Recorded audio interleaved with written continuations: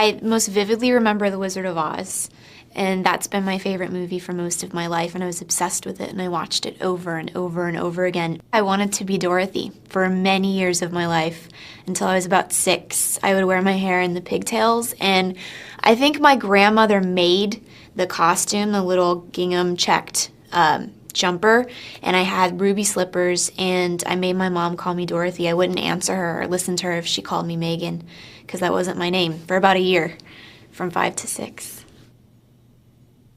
I always told my mother that I wanted to be an actress since before I can remember. And I think, you know, maybe it started with Judy Garland and Wizard of Oz, but I've just never had any desire to do anything else, and I'm not really sure why.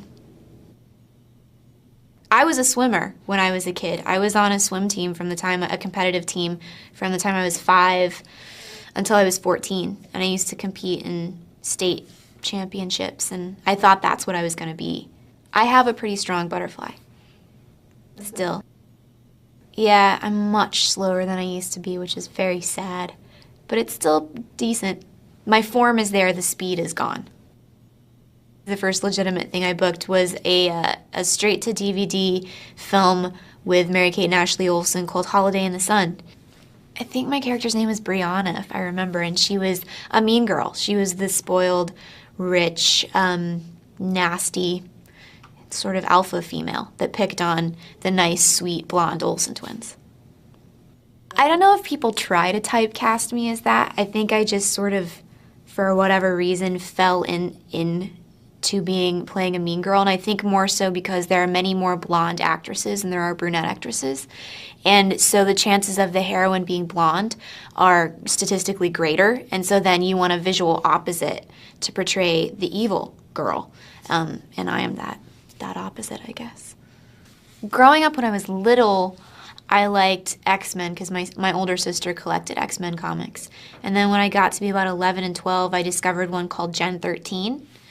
It's basically an offshoot from X-Men, and it's these 3 girls and a guy who's sort of like in and out of the team, and they're superheroes. And there's a little spunky one called Roxy, and I just sort of liked, I named my bird after Roxy, actually. I was a cheerleader for less than a year, for like 1 basketball season when I was in high school. I think more so because it got me out of the house. I was always grounded, and engaging in an extracurricular activity was deemed okay by my parents, and so then I could actually leave my room to go do something, get some fresh air, be outside. And I think that's really probably the main reason I did it. But I was not good at it. It was terrible.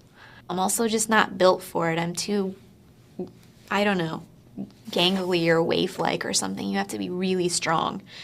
I think women are harder on everything than men are.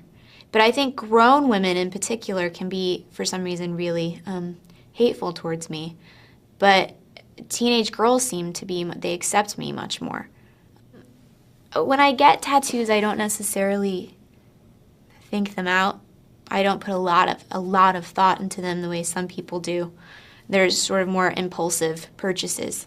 I got that after I completed the first Transformers. I got the Marilyn Monroe tattoo. And I don't know, I've always liked her, and like I said, been intrigued by her because she created a character that she lived behind. So she was always playing a character within a character in all of her movies, which I think is, the psychology behind that is very interesting. I didn't want to be literal. I didn't want to put someone on my arm that I wanted to emulate, like Ava or someone, or Liz or whoever. Yeah, it could have been Liz. Maybe I'll get them around. I'll get like a flower of famous faces on my arm. When I got the call that I'd been offered this spot to host SNL, I didn't really want to do it because I'm so terrified and just I become frozen when I have to speak in front of large crowds of people. But obviously you don't say no to something like that because it's an unbelievable opportunity.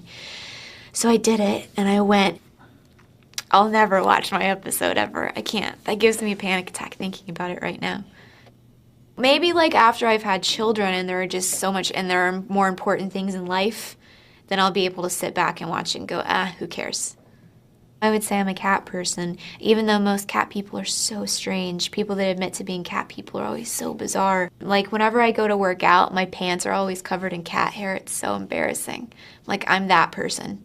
I'm that lady that goes out with cat hair all over her pants.